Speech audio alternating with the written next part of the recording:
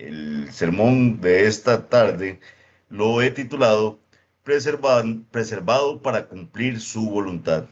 Preservado para cumplir su voluntad, y vamos a estar estudiando Hechos 23, del 23 al 35.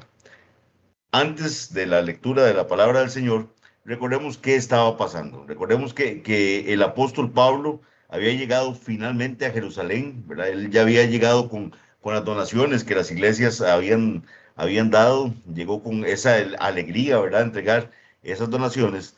Y es recibido por los hermanos con cariño, pero también con preocupación porque le dicen que él está predicando en contra de los judíos y en contra de las enseñanzas de Moisés, ¿verdad? Recuerden que había todo se le requiere a él que haga una serie de cosas en el templo, ¿verdad? Con unas personas que estaban por cumplir unos votos, y cuando él ingresa al templo, es visto por los judíos, posteriormente es malinformado en el pueblo y es acusado falsamente de que ha ingresado con gentiles al templo. Entonces, eso genera un alboroto en la ciudad, recordemos eso genera que la gente quiere hacerle daño a Pablo.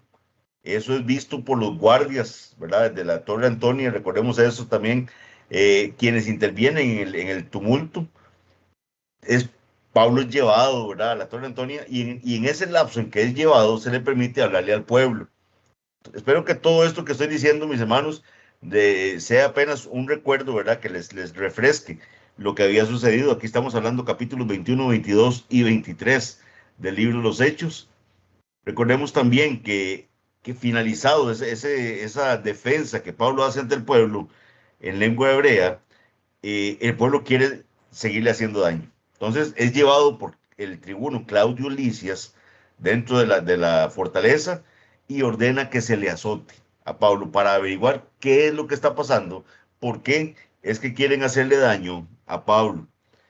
En el momento en que a él le dicen, vea, que lo van a azotar o ya lo tienen listo para azotarlo, él les revela que es un ciudadano romano. Entonces recordemos todo eso, es importante porque entonces va a generar una serie de cambios en Claudio Licias de cómo dirigirse a Pablo y cómo tratar el caso de Pablo, y una de esas fue llevarlo ante el Sanedrín.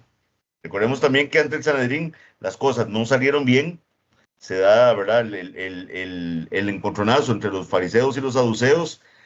Pablo también es ofendido por este grupo del Sanedrín, y eso provoca que Pablo tenga una situación de desánimo en su vida. Entonces recordemos, en la predicación inmediata anterior a esta, habíamos visto, ¿verdad?, que como todo ese tumulto en el templo, como ese choque con el Sanedrín había provocado desánimo en la vida de Pablo. Entonces, recordemos que ese desánimo es suplido de una forma muy hermosa por parte de nuestro Señor Jesucristo. Él se le aparece a Pablo, se le aparece de noche y le dice: ten ánimo, Pablo, es necesario que testifiques también en Roma. Entonces, recordemos que el mismo Cristo le anima, ¿verdad? Que es algo que nos llama mucho la atención, nos llena de esperanza ver cómo el Señor tiene cuidado de nosotros. También nos llena de esperanza ver que un hombre tan fuerte y tan sostenido de la mano del Señor podía caer en desánimo también. Y necesita que nuestro Señor Jesucristo le dé ánimo a él. Hoy nosotros contamos con el Consolador dentro de nosotros, que también nos anima para seguir adelante en su obra. Pero Cristo le dice que es necesario que él testifique en Roma. Entonces vean que ya desde aquí tenemos claro de que es un propósito del Señor que Pablo vaya a Roma a predicar el Evangelio. Entonces él le afirma su propósito. Pablo no había fracasado con la ida a Jerusalén. Él había sido llamado a testificar. Y el Señor le dice también que es necesario que testifique también en Roma. El Señor está afirmando que Pablo testificó fielmente, hasta ese momento ha testificado fielmente, pero necesita que también testifique en Roma. Entonces, el Señor no le promete un viaje fácil, ¿verdad? El Señor no le promete que todo va a ser color de rosa de aquí en adelante, pero sí le dice que él va a ir a testificar hasta Roma. Después de que pasa esto, ¿verdad? Este ánimo que le es dado a Pablo, dice el pasaje anterior al que vamos a leer hoy, que más de 40 conspiradores juran matarlo. Recuerden que estos hombres dijeron, no vamos a comer nada, nos conjuramos, ¿verdad? Porque vamos a darle muerte a Pablo y hasta que no lo matemos, no vamos, perdón, a comer. Entonces, este plan para matar a Pablo, providencialmente es escuchado por el sobrino de Pablo. El sobrino de Pablo escucha a estos conspiradores y le avisa a Claudio Lisias lo que están tramando estas personas. Entonces, ¿qué aprendimos en aquel momento cuando vimos todo esto? Que la providencia de Dios gobierna incluso en las maquinaciones que están haciendo los impíos. O sea, estos impíos están maquinando de forma secreta, pero el Señor permitió que el sobrino de Pablo escuchara eso y advierte a Pablo, ¿verdad? Advierte a Claudio Lisias lo que le va a suceder a Pablo, y con eso Pablo queda advertido también de lo que de lo que le quieren hacer a él. Entonces, recordemos nada más aquí una breve aplicación de aquello que habíamos visto. Nosotros como discípulos estamos llamados a decir la verdad y estamos llamados a testificar lo que el Señor nos ha mandado a testificar. Y tenemos que cobrar ánimo aún en medio de esta oposición que puede venir a nuestras vidas. El Señor no nos dice que no va a haber oposición. El Señor, lo que sabemos es que Él nos va a acompañar en todo momento. Ahora sí, hecho este preámbulo, ¿verdad? Ya habiendo hecho este repaso tan rapidito de lo que está previo a esta exposición, voy a pedirles que vayamos al libro de los Hechos.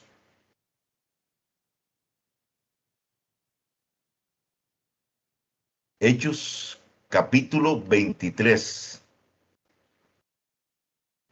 Recordemos que Claudio Lisias, ¿verdad? También es muy importante. Cuando él ve que va a suceder esto, lo que él determina es que de manera urgente se le saque a Pablo del lugar donde está. Entonces vamos a leer Hechos 23 del 23 al 35. Hechos 23 del 23 al 35. Espero que estén ahí con sus Biblias y estén siguiendo la lectura. Hechos 23 al 35. Esta exposición la voy a hacer como hice algunas de las del libro de los Hechos, versículo por versículo prácticamente, porque así se presta el texto para hacerlo. Hechos 23 al 35. Dice, y llamando a 2 centuriones, mandó que preparasen para la hora tercera de la noche 200 soldados, 70 jinetes y 200 lanceros para que fuesen hasta Cesarea, y que preparasen cabalgaduras en que poniendo a Pablo le llevasen a salvo a Félix el gobernador.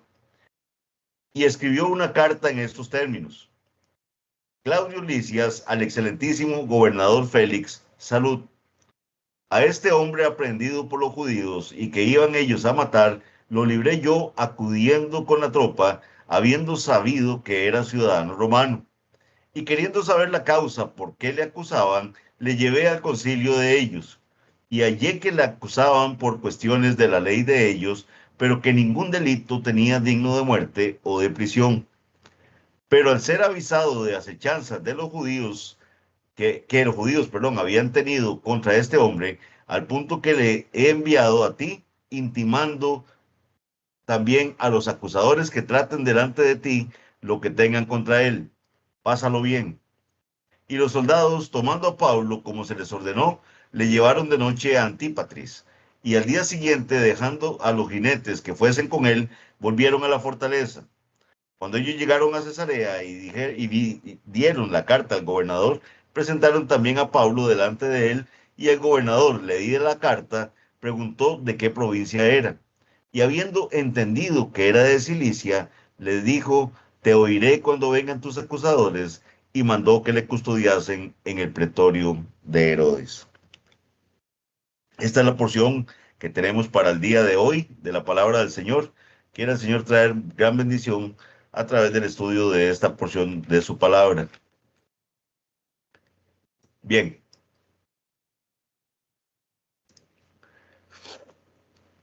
era urgente sacar a Pablo. Estos hombres estaban, esta turba estaba ya lista para cumplir, ¿verdad?, su cometido de dar muerte a Pablo. Ya se habían juramentado pues, estos más de 40 conspiradores. Los judíos, recuerden que acusaban a Pablo de un delito capital y solo el gobernador tenía jurisdicción sobre este tipo de casos. Además, Pablo era ciudadano romano, lo que también colocaba bajo la tutela del gobernador a prisioneros como ellos, en lugar de un funcionario de menor rango como lo era el tribuno Claudio Lisias. Recordemos que la principal responsabilidad de Claudio Lisias como tribuno era mantener la paz y el orden. Las turbas y las conspiraciones debieron convencerlo de que la presencia de Pablo en Jerusalén no solo representaba un peligro para la vida del apóstol, sino también para la paz de la ciudad. Recordemos que Claudio Lisias, o al menos el centurión que le da aviso, ven desde lejos lo que está sucediendo en las afueras del templo. Entonces ese tipo de turbas no eran algo bueno para lo que le correspondía a Claudio Lisias en ese lugar.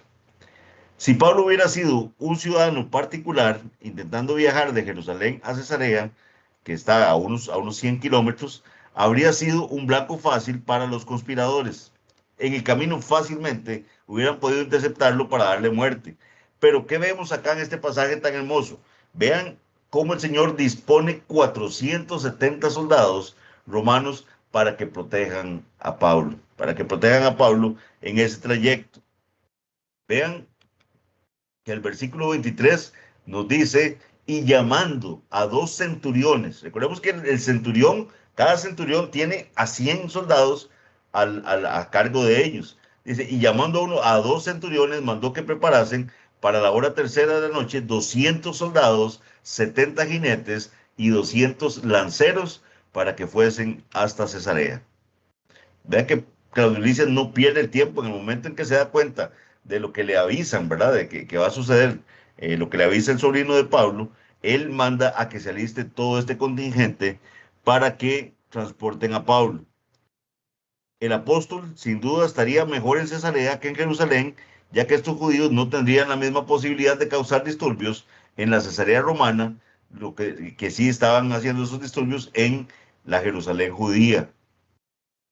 El hecho de que este contingente militar recibiera órdenes de escoltar a Pablo a las 9 de la noche, es que la hora tercera, mis hermanos, son las 9 de la noche nosotros. Entonces, a las 9 de la noche les están dando la orden de que se alisten para hacer este viaje con el apóstol.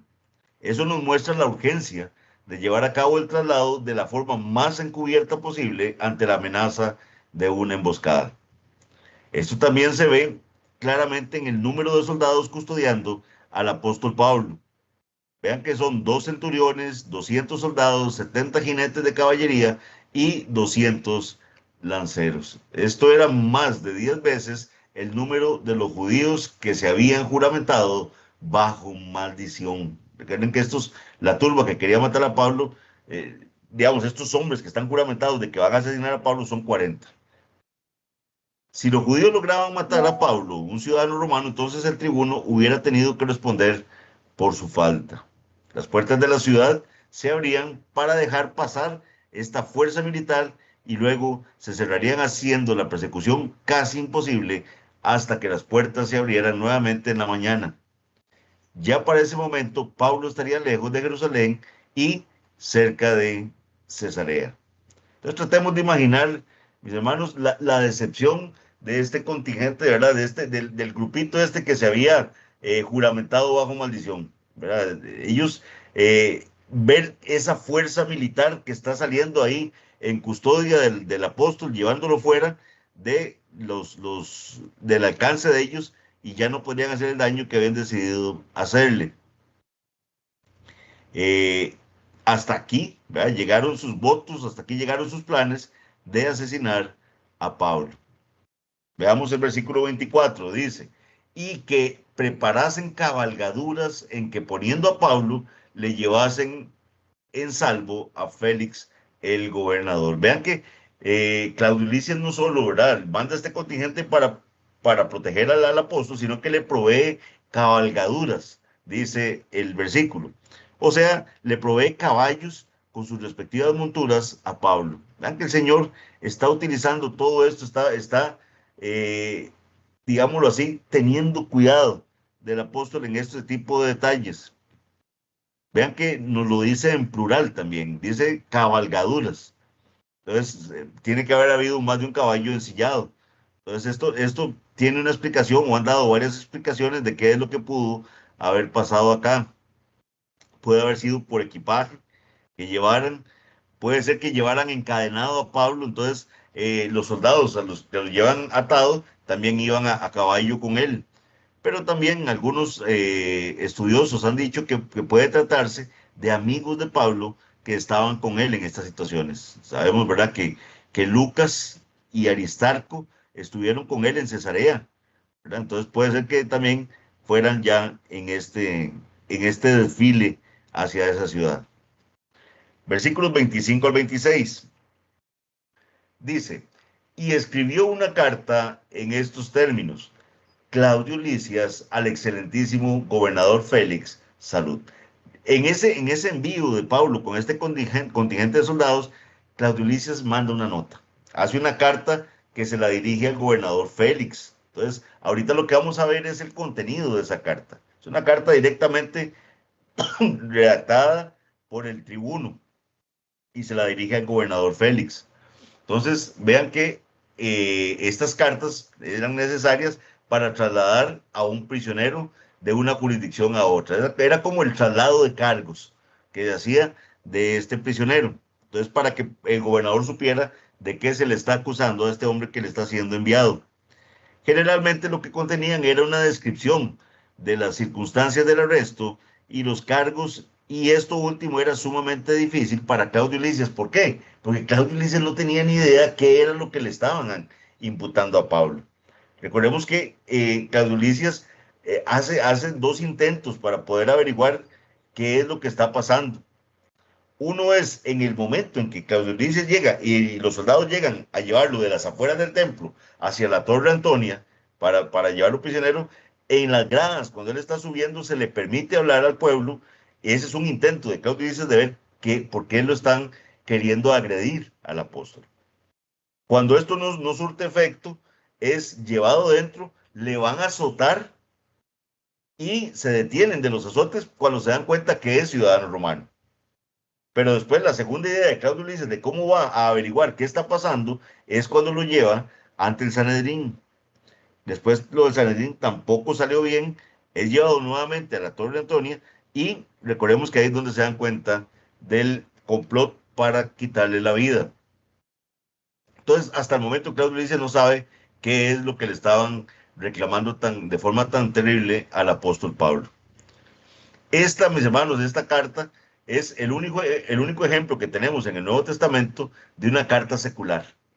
O sea, una carta, no una carta como las que tenemos de Pablo a las iglesias, sino que una carta secular enviada de parte de un tribuno al gobernador. Sin embargo, probablemente aquí Lucas no nos está transcribiendo la totalidad de la carta, porque vean que Lucas introduce el comentario diciendo que la carta decía de esta manera. Entonces, probablemente lo que tenemos acá es un resumen de lo que decía la nota.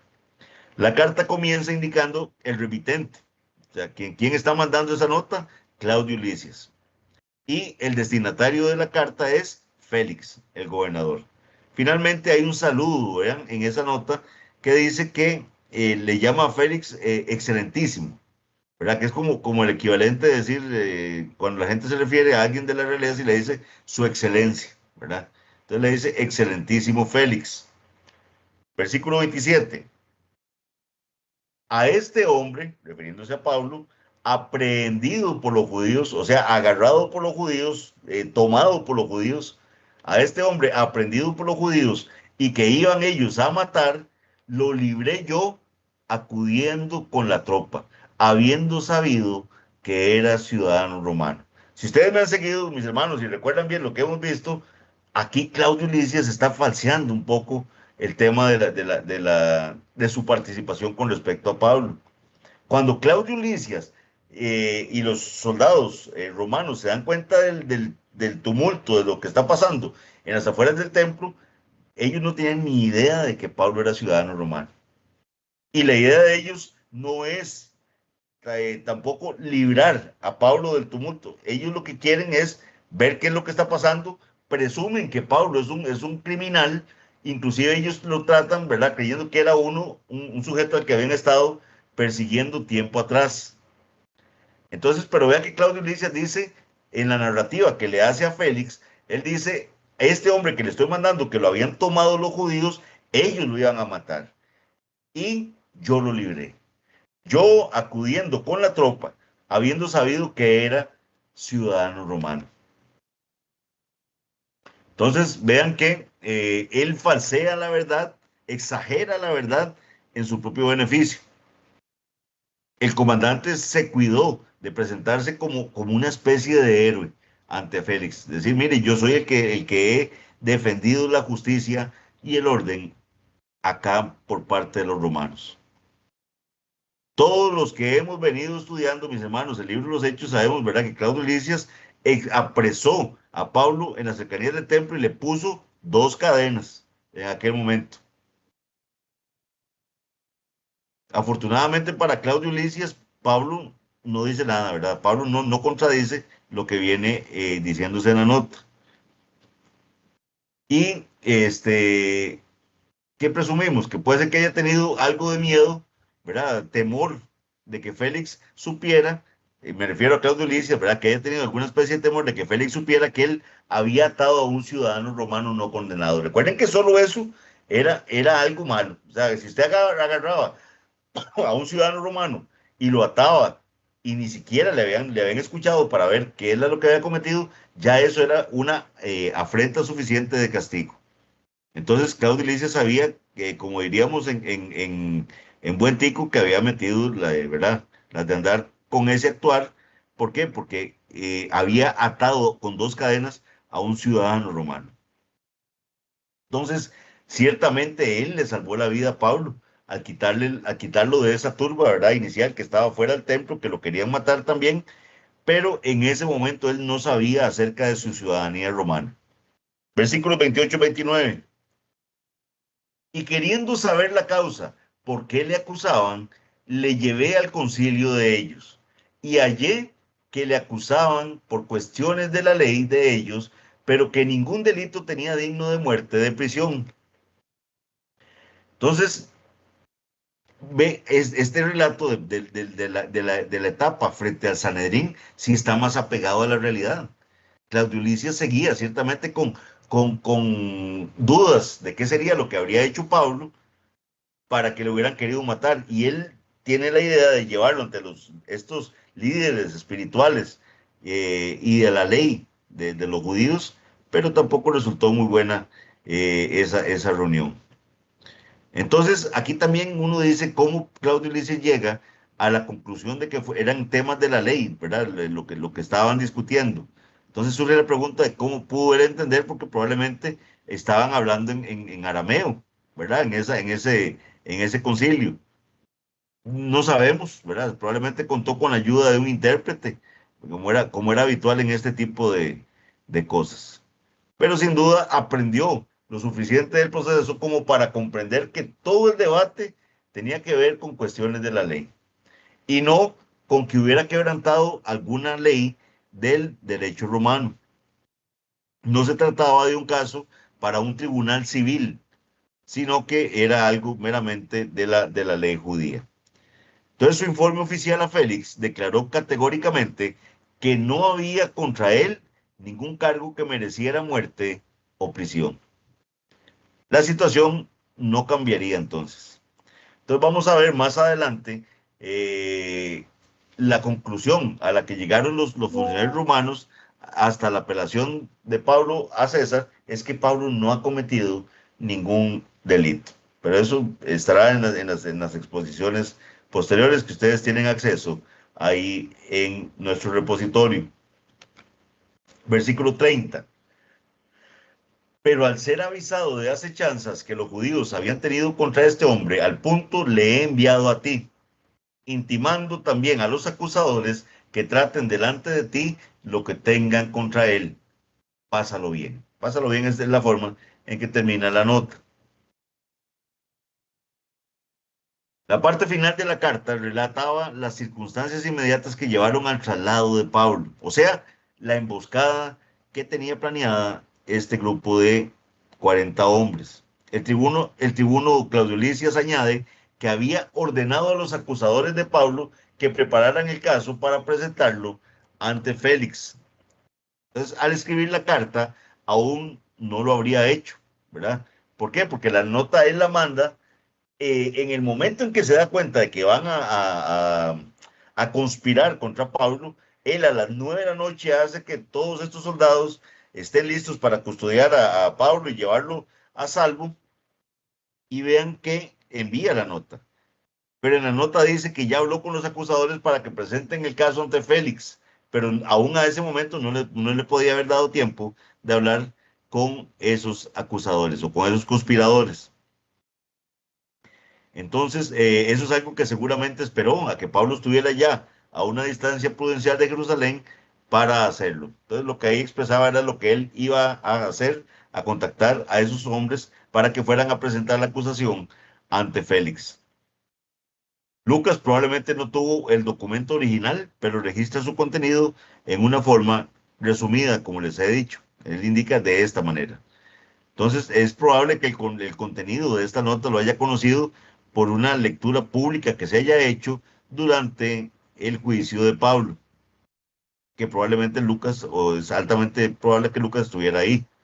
Cabe señalar que la carta no menciona nada acerca de que había ordenado azotar a Pablo para saber de qué lo acusaban. Eso es algo que se omite totalmente en el traslado de cargos que está haciendo el tribuno Claudio Licias a Félix.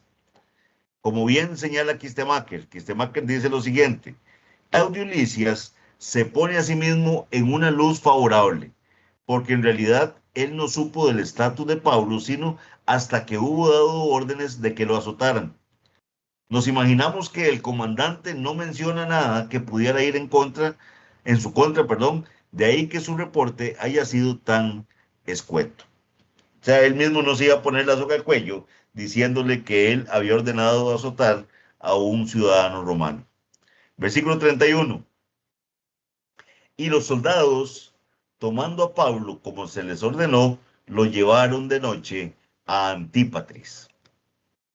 Entonces, en este versículo ya vemos, mis hermanos, que se retoma la narrativa del trayecto, ¿verdad? Que están desde Jerusalén hacia la presencia del gobernador Félix, y nos dice que llegan a Antípatris. Habíamos detenido un momento desde el trayecto para estudiar el contenido de la carta, pero aquí ya se retoma ese viaje. Entonces, esa llegada a Antípatris nos va a dar la primera etapa del viaje hacia la presencia del gobernador. Esta tenía que haber sido una marcha forzada que duró toda la noche para tanta gente, cubriendo tanto terreno en tan poco tiempo. Las tropas estaban entrenadas para emprender marchas nocturnas cuando era necesario. Sin embargo, era una marcha bastante larga para los soldados de a pie sin hacer una escala. Antípatris era una estación militar reconstruida y fortificada por Herodes el Grande. Se llamaba Antípatris en honor al papá de Herodes el Grande, que se llamaba Antípatro. Esta ciudad marcaba, mis hermanos, la frontera entre Judea y Samaria, y se encontraba a unos 56 kilómetros de Jerusalén, que era algo más de la mitad del trayecto hasta Cesarea. Recordemos que ellos van hasta Cesarea. Antípatris es un poquito más de la mitad del camino. Versículos 32 a 33. Y al día siguiente, dejando a los jinetes que fuesen con él, volvieron a la fortaleza. Cuando ellos llegaron a Cesarea y dieron la carta al gobernador, presentaron también a Pablo delante de él. Entonces aquí, mis hermanos, vean que los jinetes siguen con Pablo, y el resto se regresan al castillo. Los soldados regresaron, mis hermanos, a Jerusalén, dejando que los demás continuaran al día siguiente hasta Cesarea. Esta segunda etapa del viaje, de Antípatris hasta Cesarea, fue una distancia de unos 40 kilómetros. Fue la caballería la que acompañó a Pablo al día siguiente hasta Cesarea, donde le entregaron al gobernador Félix tanto a Pablo como también la carta que le enviaba Claudio Lisias a Félix. Para que nosotros tomemos nota, mis hermanos, Félix fue gobernador de Judea del 52 al 59 después de Cristo, del año 52 al 59 después de Cristo. Y vamos a ver más de él en los capítulos siguientes a esta exposición. Entonces los invito, mis hermanos, si quedan con buen ánimo, ¿verdad?, de este repaso que estamos haciendo, los invito a que vuelvan a ver los videos que ya están de las siguientes exposiciones. Félix debía su alto cargo a su hermano Palas, quien tenía era muy influyente en la corte del emperador Claudio. Ambos hermanos eran libertos. Recordemos que los libertos eran personas que habían sido liberadas de la esclavitud.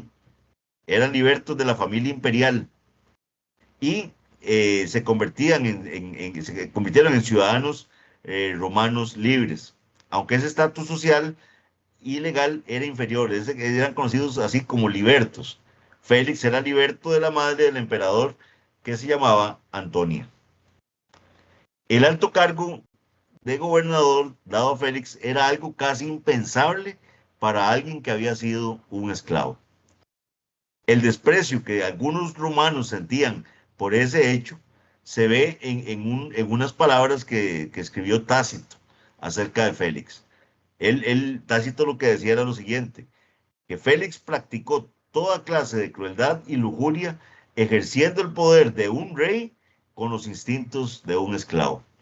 Así se refería Tácito a Félix.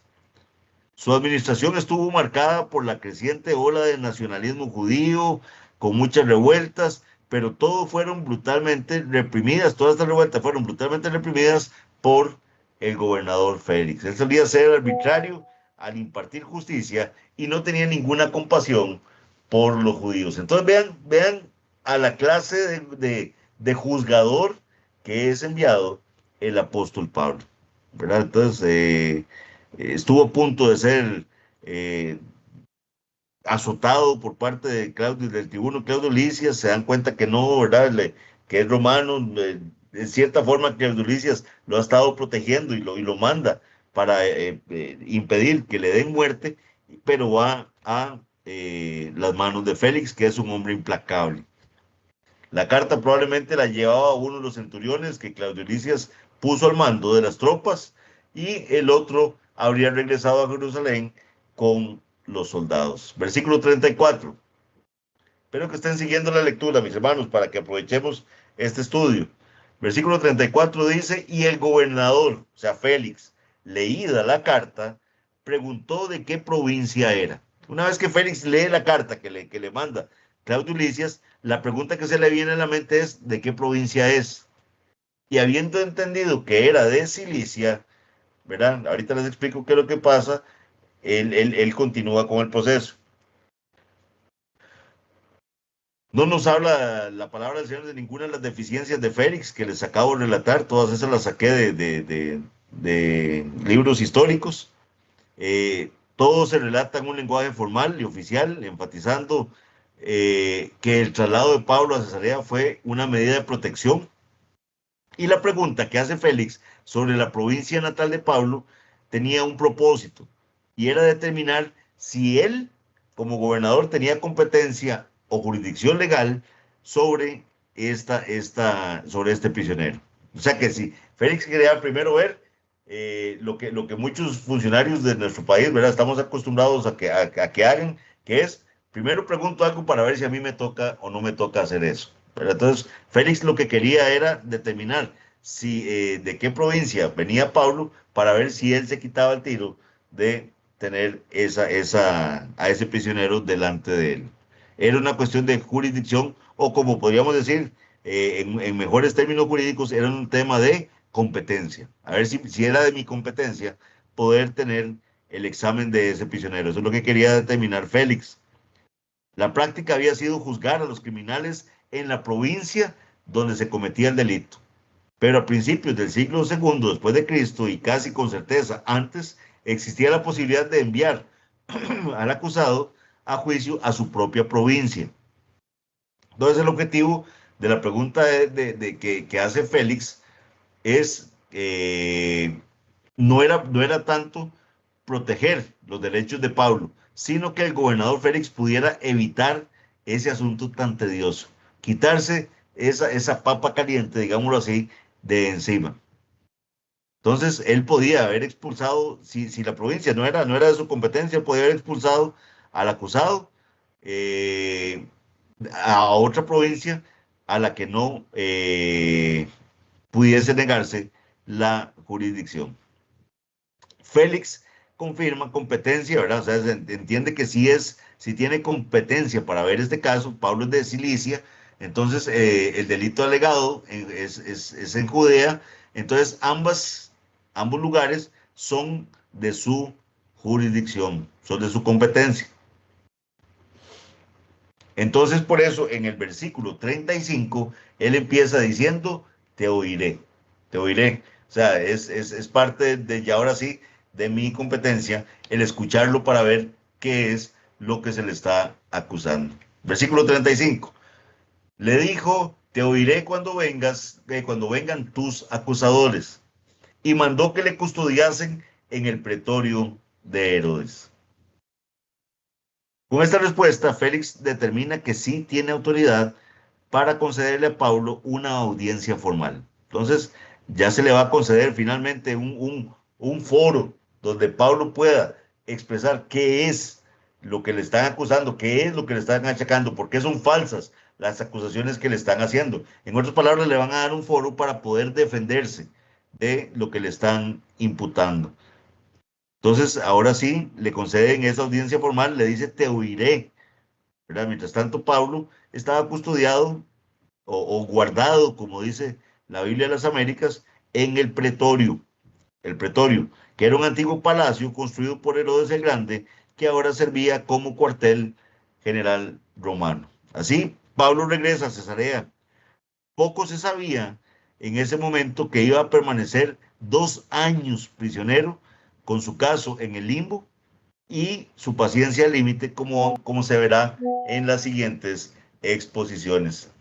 La premura con la que fue enviado el digámoslo así, todo lo que Claudio Licias dispuso para que prontamente estuviera Pablo en Cesarea, a ese momento, mis hermanos, y a este momento de la lectura, nadie se iba a imaginar que Pablo iba a pasar tanto tiempo sin que su caso fuese resuelto.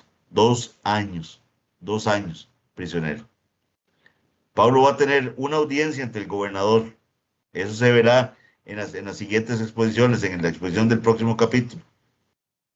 Entonces, mis hermanos, igual les invito para que puedan repasar, para que vean cómo esos acusadores no van a dudar en llegar a Cesarea, no van a dudar tampoco en seguir a Pablo, acechándole también. Y a medida que ustedes, ¿verdad?, avancen en la lectura de este capítulo que hemos estudiado hoy, van a ver que Pablo no se defiende tanto, sino que más bien lo que va a aprovechar estas audiencias es para testificar de Cristo, hablarles el Evangelio, darles testimonio de que necesitan un Salvador. Entonces, mis hermanos, ustedes que han estado atentos al repaso de todo esto que hemos estudiado el día de hoy y que espero que los motive a seguir repasando el libro de los Hechos, ¿qué podemos sacar o qué podemos obtener como aplicación para nuestras vidas como iglesia? Vean, mis hermanos, que nuestro Señor Jesucristo, ese mismo que se le apareció a Pablo y le dio ánimo, que le digo, ánimo, usted, es necesario que usted testifique, así como ha testificado aquí, vaya a testificar también a Roma. Ese mismo Señor Jesucristo le había dicho lo siguiente a los apóstoles en Mateo capítulo 10, versículo 18. Él les dijo, y aún ante gobernadores y reyes seréis llevados por causa de mí, para testimonio a ellos y a los gentiles. El Señor le había dicho a los apóstoles que ellos serían llevados ante gobernadores y ante reyes. y que serían llevados para testimonio a esos gobernadores y a esos reyes, pero también para testimonio a los gentiles. Mas cuando os entreguen, les dijo el Señor, no os preocupéis por cómo o qué hablaréis, porque en aquella hora os será dado lo que habéis de hablar. Porque no sois vosotros los que habláis, sino el Espíritu de vuestro Padre que habla en vosotros. Entonces vemos, mis hermanos, aquí se está cumpliendo lo que el Señor le había dicho a los apóstoles. Aunque Pablo no estaba en ese grupo de los 12, Pablo era uno de sus apóstoles. Pablo, apóstol de Jesucristo, y ahora es llevado ante un gobernador. Pablo está en la voluntad de Dios y Dios está llevando a cabo su propósito.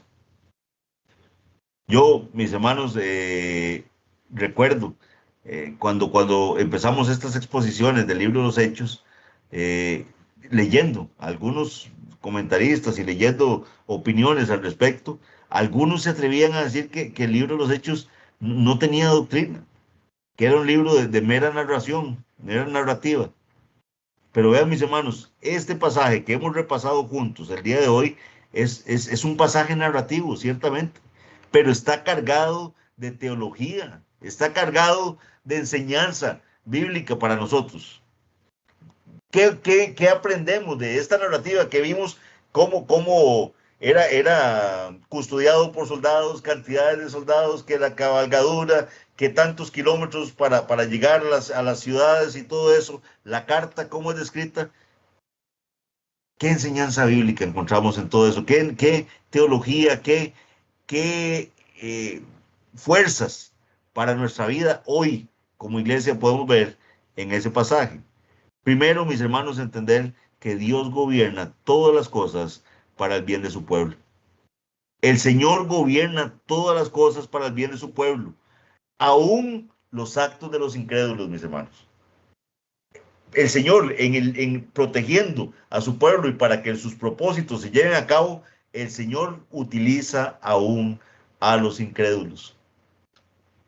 Romanos 8:28, que dice: y sabemos que a los que aman a Dios, todas las cosas les ayudan a bien. Esto es, a los que conforme a su propósito son llamados.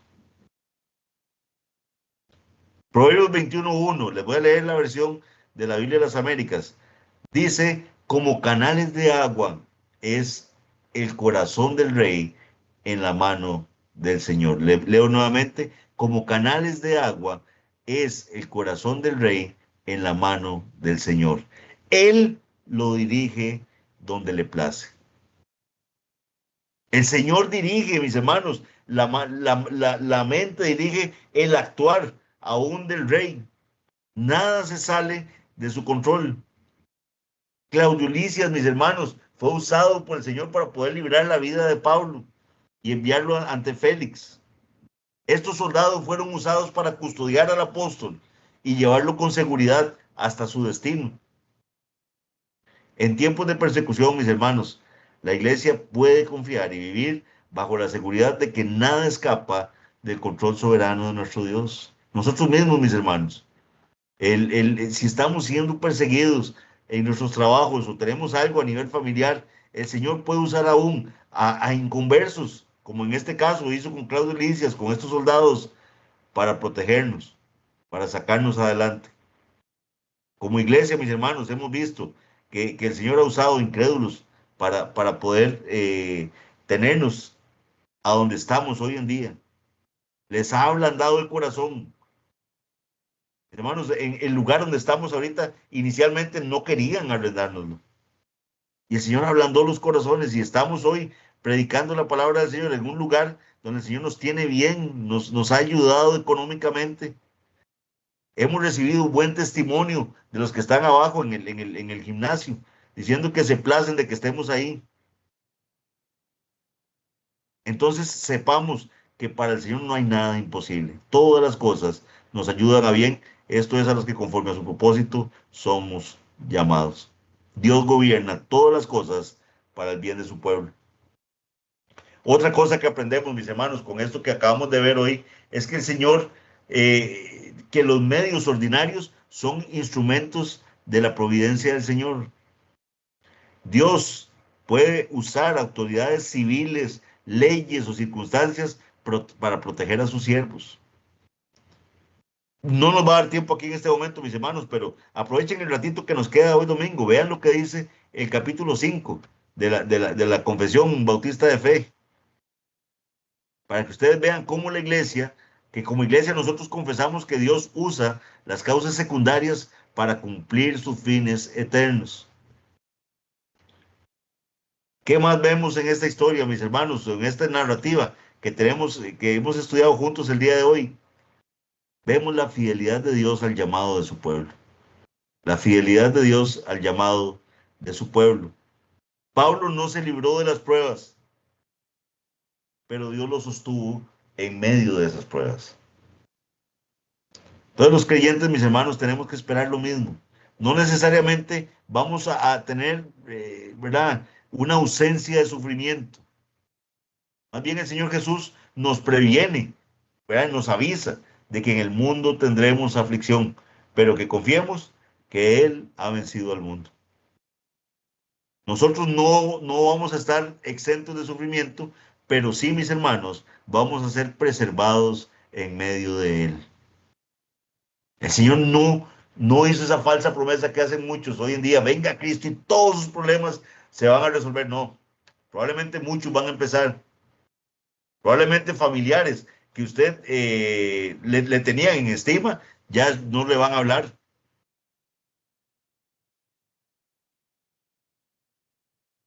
El Señor lo que sí nos va a dar es preservación en medio de nuestros sufrimientos. Confiemos en que Dios sostiene su obra aun cuando haya oposición o haya incertidumbre. Y mis hermanos, finalmente, ya para terminar este repaso que hemos hecho de este pasaje bíblico, ¿qué vemos acá? ¿Y qué tenemos que entender después de que vemos esta preservación que el Señor hizo milagrosa del apóstol Pablo? Que Cristo es el verdadero siervo preservado por el Padre. Cristo es el siervo que Él preservó. Pablo nos debe hacer meditar en nuestro Señor Jesucristo. Cristo fue injustamente acusado. Vean, mis hermanos, a mí me duele cada vez que me pongo a meditar en el pasaje cuando Cristo llega y le dice a la gente, mire, es que, ¿verdad?, prácticamente con ustedes no se ganan. O sea, con ustedes no se queda bien, porque vino Juan el Bautista, decía el Señor, que ni comía ni bebía. Y dicen, demonio tiene. Y viene el Hijo del Hombre que come y bebe y dicen que es un comilón, un bebedor de vino y amigo de pecadores. El Señor Jesús fue injustamente acusado, fue entregado a las autoridades gentiles, como le sucedió al apóstol Pablo, y sin embargo fue preservado hasta cumplir la voluntad del Padre.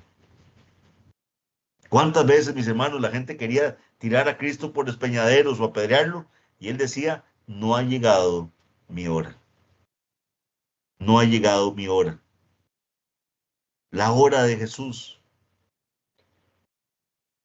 Juan 7:30, por ejemplo, se refiere así. Juan 8:20 refiere también así. Nadie lo pudo hacer ese año porque no había llegado su hora. Hechos 2:23, perdón, mis hermanos, recuerden cuando lo estudiamos. Todo esto había sido predeterminado por el Padre. Todo lo que es entregarle al Señor le fue entregado a Pilatos, y lo que Pilatos determinó con el Señor, todo eso no se escapó del plan del Señor. Así como Dios aseguró que Pablo llegara a Cesarea, Él aseguró que Cristo llegara al Calvario. Él protegió al siervo supremo, al que tenemos que poner nosotros la mirada en Él. Le protegió y Él llegó hasta el Calvario. Él también levantó su frente en alto, dispuesto a caminar hasta la cruz, y llegó a la cruz. Y a través de esto, mis hermanos, ¿qué pasó? Garantizó nuestra salvación. Ahora, no solo la cruz. Recordemos que ciertamente el Señor murió y pagó el precio, mis hermanos, que ninguno de nosotros podía haber pagado. Derramó la sangre bendita que pagó nuestro rescate. Pero la gran bendición, mis hermanos, es que no se quedó ahí. Resucitó al tercer día. resucitó al tercer día, fue visto de muchos testigos, al punto de que estos apóstoles salieron a predicar por todas partes, ser testigos de esa resurrección y predicar salvación en Jesucristo. Y ascendió al cielo, fue llevado al cielo y hoy está a la diestra del Padre intercediendo por nosotros. Hermanos, ese mismo Señor que preservó a Pablo de noche, que le proveyó centuriones, que le proveyó soldados, jinetes, cabalgaduras, ese mismo Señor preserva hoy a su iglesia. Está preservando Ibra, está protegiéndonos. Aún en el incidente que tuvimos hoy con la luz, el que nos tiene hoy acá en esta reunión, nada de esto escapa a su providencia. Y Él está protegiendo a su iglesia. Y le está protegiendo para que se puedan cumplir sus fines eternos. Confiemos, mis hermanos, confiemos. Obremos confiados de que el Señor está protegiendo a su iglesia. Testifiquemos que Él abre camino hasta cumplir su voluntad. Que el Señor los bendiga, mis hermanos. Vamos a orar. Padre bendito, Señor, nos has dado este espacio para repasar un poco de todo lo que estudiamos del libro de los Hechos. Padre, ten misericordia, permite que este repaso, esta exposición haya sido de ánimo, que cuando sentimos que estamos caídos, Padre, que no hay salida, que veamos que tu providencia, que tu poder, Señor, nos sacan adelante aún utilizando incrédulos para ello. Nada, Señor, se puede sostener delante de ti. Señor, no hay nada que tú desees hacer que no lo puedas hacer. Como bien lo dijo Nabucodonosor, no hay quien detenga tu mano, ni que diga qué haces. Señor, perdónanos cuando hemos sido faltos de fe, cuando vemos que todo se nos pone cuesta arriba.